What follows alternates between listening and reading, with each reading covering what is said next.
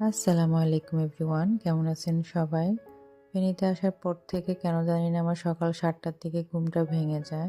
তো সকালে উঠে ফ্রেশ হয়ে বারান্দার রোদে বসেছিলাম অনেকক্ষণ। তো ভাবলাম যে আজকে একটু আ আলু পরোটা করে নিই, যেহেতু আগের দিনের সিদ্ধ আলু ছিল ফ্রিজে। তো কেন জানি না সকালের নাস্তাটা নিয়ে বরাবরই আমার অনীহা। সকালে নাস্তা করতে মন চায় না। নাস্তা করতে, করতে আমি 10:30 11টা বাজাই। তো যাই হোক, যে বাবা সেই কাজ।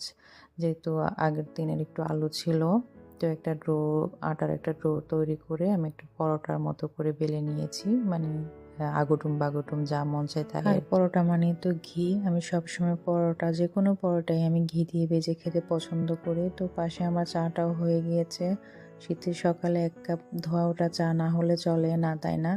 সকালে একা, একা নাস্তা করতে ভালোও লাগে না। তো যাই হোক, আমার নাস্তা রেডি। আজকে এ পর্যন্ত। সবাই ভালো থাকবেন।